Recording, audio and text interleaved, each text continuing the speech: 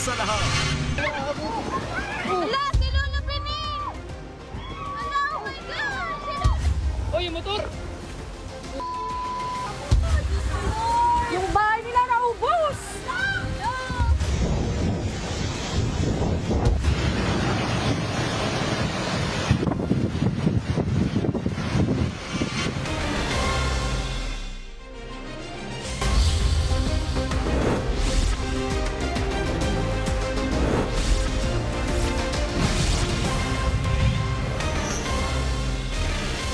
Mga kapatid, alas 5:30 na, buong pwersa pa rin nakabantay ang News 5 sa pananalasa ng Super Bagyong Juan.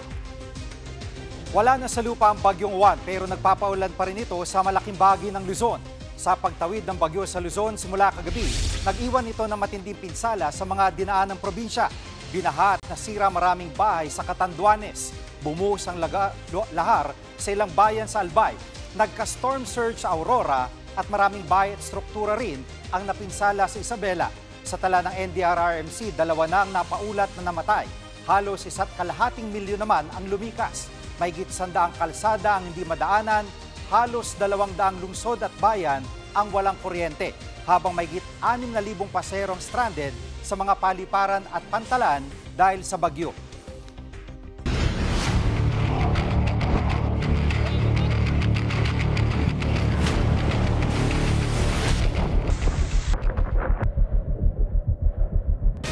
Halos buong maghapong binayo ng malakas na hangin at ulang dala ng Bagyong Juan ang probinsya ng La Union. Live mula sa San Fernando, La Union, nangunguna sa balita si Gary De Leon. Gary, nakalis na ng lupa ang bagyo pero kumusta ang lagay ng panahon dyan? Jiggy, dumating tayo rito sa La Union kahapon sa kasagsagan ng pananalasa ng Super Bagyong Juan.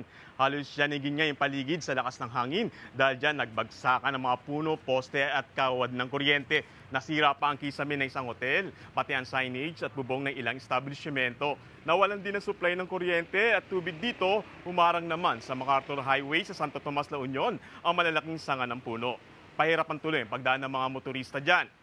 Sa gitna ng pananalasa ng bagyo, nagsiksikan sa mga evacuation center ang mga pamilyang inilikas mula sa mga barangay malapit sa dagat. Sa buong probinsya, aabot sa higit 700 pamilya ang inilikas. Wala namang naitalang nasawi. Jiggy. At Gary, kanina ay galing ka rin ng Pangasinan. Pakikwento mo ang sitwasyon doon. Ayon sa Office of Civil Defense, Pangasinan ang pinakamalubhang apektado, Jiki, ng pagbaha. Bukod sa malakas na hangin at ulan, naminsala rin sa Pangasinan ang storm surge o daluyong. Sa Lingayen, pinasok ng tubig dagat ang mga bahay. Sa Bolinao naman, abot hanggang tuhod ang baha sa ilang barangay. Binahari ng Dagupan City. Ayon kay Mayor Belen Fernandez, ito na raw ang pinakamalaking baha na naranasan nila. Nabigstulang ilog ang kahabaan ng A.B. Fernandez Avenue dahil sa malakas na hangin na sinasabayan pa ng high tide. Marami ring motorista na perwisyo ng baha.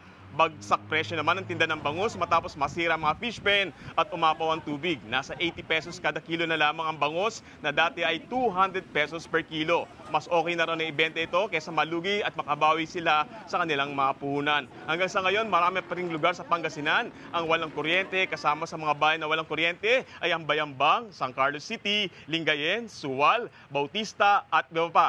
Dahil din sa walang kuryente, sarado ang establishmento sa malalaking bahagi ng Pangasinan. Sa tala ng OCD, aabot sa higit 400,000 pamilya ang maagang inilikas. Wala ring naitalang casualty roon. Jiggy. Yan pong ulat ni Gary De Leon live mula sa San Fernando, La Union. Kumina ng Super Bagyong Juan pero malaking bahagi pa rin ng Luzon ang inuulan. Live mula sa TV5 Media Center, nangunguna sa balita si News 5 Weather Frontliner Alvin Pura. Kapatid, una sa lahat, nasa ng Bagyong Juan at kailan ba ito tuloy ang lalabas ng PAR? Yes, Jiggy, tuluyan nang nakalayo sa ating bansa o sa ating kalupaan itong Bagyong si Juan at yan po ay nandito na sa western section ng Ilocos Sur. Yan po ay malapit na sa ating Philippine Area of Responsibility at posible ngayong gabi hanggang mamayang madaling araw ay makalabas na yan ang ating Philippine Area of Responsibility. Kasabay nga niyan, yan po ay humina pa. Yan ay nasa borderline na ng ating typhoon category o yung ating nagsisimulang category para sa typhoon na nasa 130 kilometers per hour. Nalakas ng hangin malapit sa kanyang gitna. At kung mapapansin nyo sa ating satellite image, nababawasan na po yung ating mga pagulan sa malaking bahagi ng Luzon. Kasama na po dyan yung kanyang dinaanan o yung kanyang tinumbok at yung ating concentration na lamang ng matataas na tsansa ng pagulan at mga posibleng kalat-kalat na pagulan ay nandito na lamang po sa western section ng Northern Luzon, kasama po dyan ng Ilocos Region, maging dito sa ilang areas ng Zambales. At habang unti-unti man lumalayo, itong bagyong si Juan, mas mababawasan pa ang epekto nito sa ating bansa. Gigi? At itong mga uulanin na mga areas, no, hanggang kailan pa ito makakaranas sa mga pagulan, Alvin? Yes, bukas pag malayo na po itong si Juan at pag nakalabas na sa ating Philippine Area of Responsibility, mas mababawasan pa yung ating mga pagulan. Pero again, medyo malawak po yung kanyang diameter. Sumasabit pa rin po yan sa ilang bahagi nating bansa. So maliban po sa mga possible na kalat-kalat na pagulan, meron pa rin naman tayo mga nararamdaman na breezy at kuminsan mga gusty conditions na dulot ng kanyang panglabas na wind field o yung kanyang panglabas na hangin. Itong bagyong Juan ay kikilos pa itaas patungo dito sa area ng ating Philippine Area of Responsibility sa itaas na bahagi nito at posibleng ang pumasok muli. Pero yan po ay hindi na hindi na yan magkakaroon ng direktang epekto yung kanyang pinakamalalakas na hangin malapit sa gitna at posible pa yung humina after po niyan tumama dito sa Taiwan. Yan po ay maaaring sa darating na Thursday. Gigi? At Alvin, kailan tayo makakaranas talaga ng magandang panahon? Yes, Gigi. Sa mga susunod na araw lamang, habang unti-unting lumalayo itong bagyong Juan at habang paakyat nga, at if ever nga bumalik ito, yung kanyang outer wind field na lamang ang sasabit sa atin. Wala na rin po yung magiging direktang epekto sa atin. At kung mapapansin nyo, meron din tayong tinatawag na pagbugso ng ating amihan o northeast monsoon. So yan na po yung ating susunod na weather system na makaka-apekto sa ating bansa. At kung mapapansin nyo, malaking bahagi na rin ng ating bansa at nagpapakita na ang araw. At ang mga pagulan natin yan, yung mga afternoon showers at thunderstorms na lamang. Gigi? At Alvin, bago matapos ang taon, ay meron pa bang bagyo na darating sa ating bansa? Yes, Gigi, meron pa naman tayong mga posibleng bagyo na inaasahan bago matapos ang taon na 2025. Pero habang lumalamig po o habang lumalakas pa yung ating amihan, mas nababawasan pa ang tsansa niyan. So halos 1 to 2 bagyo na lang ating aasahan sa buwan ng December. At pagpasok ng January at February, mas mababawasan pa po yan. Posibleng 0 hanggang 1 yung ating inaasahan ng mga bagyo na lamang yan. Dahil nga, mas malamig na yung ating panahon at hindi na masyadong conducive sa pagbuo ng ating mga sama ng panahon at mga bagyo. Gigi? Yan po ang ulat ni Alvin Pura live mula sa TV5 Media Center. Susunod, mga bahay sa tabing dagat sa Aurora halos mabura dahil sa naglalakiang alon. At ilang kalsada sa Albay natabunan ng lahar. Diyan lang kayo mga kapatid, dapat una sa lahat.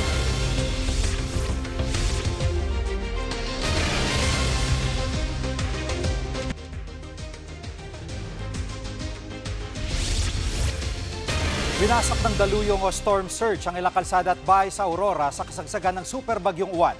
Live mula sa Baler, Aurora, nangunguna sa balita si Gio Robles. Gio, dyan sa Aurora naglandfall itong super bagyo, pero gaano katindi ang pinsalang inabot ng lugar?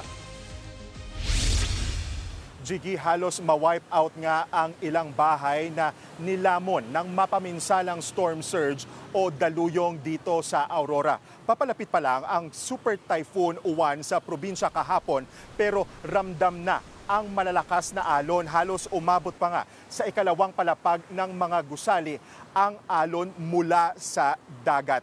Dahil sa banta ng daluyong, isinara ang ilang mga kalsada. Alam mo, Jiggy, napatakbo pa nga sa takot ang mga residente nang biglang umabot sa mga daan ang tubig.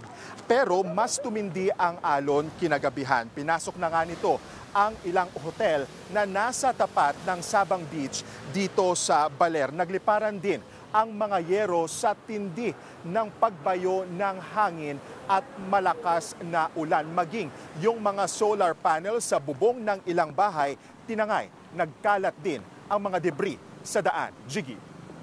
Gio, may mga lugar pa bang isolated dyan hanggang ngayon? Jiggy, 3 bayan pa sa northern areas ng Aurora ang isolated o hindi pa mapasok ng mga otoridad. Ayon yan mismo kay Aurora Governor Sid Galban. Ang Baler Kasiguran Road kasi na nasa gilid lang ng dagat at ang tanging lagusan papasok sa mga bayan na apektado ay nawasak ng malalakas na alon at o ng storm surge. Alam mo, Jiggy, pansamantalang sinara sa trapiko itong Kasiguran o ang Baler Kasiguran Road ng Aurora Police Provincial Office. Dahil dyan, hindi nga mapasok itong mga bayan na ito. Pakinggan natin ang pahayag ni na Governor Galban at ng hepe ng Aurora Police Provincial Office. Ito yung nag-iisang daan natin patungo sa bayan ng Dinalungan, Kasiguran and Dilasag. Hindi kami makakuha ng latest update kasi wala kaming communication at pinipilit namin kung paano kami makakatawid. Nasira totally itong daan, almost mga 200 meters siya na basag talaga ito. So walang madaanan. So ang ginagawa po namin ngayon, yung mga tracking po natin dito na may daladalang mga logistics o mga supplies papuntang northern part ng Aurora ay talagang pinapabalik na namin. Jiggy, may alternatibong ruta naman pero aabutin ng ilang oras dahil dadaan pa sa bundok. Alam mo, Jiggy, dismayado, malungkot ang ilang mga bakwit na hindi pinayagang makatawid sa may Baler Kasiguran Road dahil nga sa peligro pa rin na dala ng malalaking alon. Pero may ilang nagpumilit na tawirin ang sirang daan at matinding alon makauwi lang. Ito, sabay-sabay nating pakinggan ang kanilang mga pahayag. Yatanggal namin yung mga bato para makadang kami. Hinila kami ng ng dagat. Muntik na kami mamatay doon eh. Dami kami sugat, pati mga kasama ko. Napakahirap po. Mahirap po talaga. Hindi namin alam kung anong nangyari sa iniwan po namin po.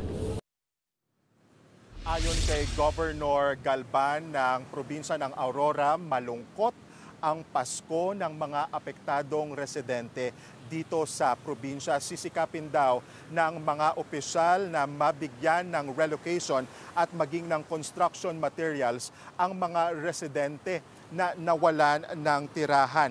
Alam mo, higit 22,000 ang mga dinala sa mga evacuation center. Prioridad ngayon ang pagkain, gamot at malilipatan ng mga apektadong nasalanta. Jiggy. Yan pong ulat ni Gio Robles live mula sa Baler, Aurora. Napuruan din ng superbagyong Juan ang Bicol Region. Hindi madaanan ng ilang kalsada sa Ginobatan, Albay matapos matabunan ng lahar. Gumamit ng backhoe at truck ang mga otoridad para maalis ang makapal na buhangin. Sa probinsya ng Catanduanes, silang bayan ang nalubog sa gaya ng Pandan. Ang ilang residente gumamit ng bangka para maitawid ang mga alaga nilang hayop. Sa Nabua, Camarines Sur, nagtumbahan ng mga puno sa kalsada sa lakas ng hangin. Nang humupa ang bagyo, nagsagawa ng clearing operations ang lokal na pamahalaan. Susunod, higit 20 barangay sa Etiaga, Isabela hindi matira ng tulong dahil sa mga binaang tulay. Huwag kayong bibitiw, dapat una sa lahat.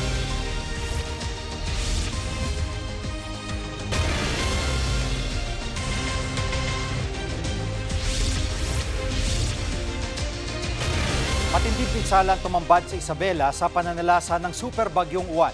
Baha pa rin ang ilang lugar sa probinsya. Live mula sa Etiaga, Isabela, nangunguna sa balita si Mon Gualdes. Mon, kumusta lagay ng panahon dyan sa Isabela? Jiggy, halos buong araw pa rin hinahampas ng malakas na hangin itong malaking bahagi ng Isabela. Pero problema ngayon ng mga residente, yung matinding pinsalang iniwan ng super bagyong Juan. Maraming mga natumbang mga puno, nabuwal na mga poste at nagkalat na mga sanga sa kalsada. Ang isang puno pa nga bumagsak sa isang bahay na kung saan may 4 na pamilyang nakatira. Maswerte namang walang nasaktan sa insidente. Sa ngayon, wala rin namang nasawi o nawawala sa probinsya pero matinding pagbaha naman ang unti-unti nang nararanasan sa maraming lugar dito. At kahit humupa na ang ulan, tumataas pa rin ang tubig. Kaya ang diskarte ng mga lilikas ng residente dahil sa pagbaha ay nilalagay nila sa mga plastik ang kanilang mga damit at gamit at ipinapatong naman sa kanilang mga bubungan sa kalalagyan ng trapal para hindi nga mabasa sakaling umulan. At marami pa rin mga bahay nga ang abot na hanggang tuhod o mahigit isang talampakan yung taas ng tubig habang nabibilang natin yung mga araw. Pakinggan natin ang pahayag ng mga nakausap naming residente. Ayaw niyo sa evacuation center? Ayaw. Kung may sarilang sana kaming bahay, doon sa hindi nababaha, yun sana. Hirap, no? Mahirap. Sobrang hirap. Parang nahirapan akong huminga, sumasakit ang dibdib ko, sumisikip pag yung mga hangin po. Natatakot ako talaga, sir. Sino ba naman hindi matatakot ng ganito? At Mon, tumataas pa rin ang level ng tubig sa mga ilog dyan sa Isabela kahit humupa ng ulan. Tama ka dyan, Jiggy, no? Ang siste kasi kahit hindi na umuulan dito sa Isabela, pero dito pa rin bumabagsak yung mga tubig o ulang bumuhos naman sa mga kalapit nitong probinsya gaya ng Quirino, Nueva Vizcaya, maging sa Aurora at sa Ifugao. At after nga dito sa Isabela, tatawid na yan patungo, no, pa-exit naman sa Cagayan. Kaya naman pati tulay sa probinsya, yung mga overflow bridges, talagang lubog na rin sa baha. Gaya na lang sa bayan nga na Etiague kung saan higit 20 barangay ang isolated sa ngayon dahil sa hindi na makitang tulay matapos ang nangyaring pagbaha. Problema tuloy ngayon yung kung paano mahatiran ng tulong sakaling maubos na yung mga supply ng pagkain inilagay dito bago pa tumama ang super bagyong Uwan. Narito ang pahayag ni Etiague Mayor Dino Inodi. Worst comes to worst, pwede naman po natin silang padala ng supplies through to our rescue boats. May ginagawa naman daw na bagong tulay pamalit nitong Guca Bridge. Pero sa first quarter pa ng 2028 yan, inaasahang matatapos. Target din ng Etiague LGU na magpatayo ng 3 regional evacuation centers na kakailanganin daw ng kanilang bayan.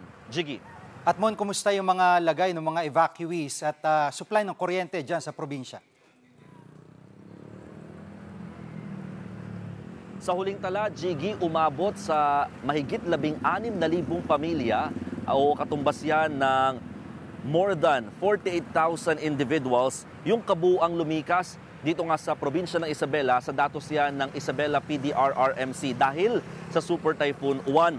Marami pa rin mga nasa evacuation centers ngayon dahil nga sa pinangangambahan namang mga pagbaha. Pero yung ibang mga lugar, may mga unti-unti na rin umaalis sa evacuation centers at bumabalik sa kanilang mga tahanan. Sa ngayon, wala pa rin kuryente ang mahigit 30 bayan at lungsod dito sa Isabela dahil nga sa pinsalang iniwan ng super bagyong Uwan. Yan muna ang latest. Balik sa iyo, Jiggy.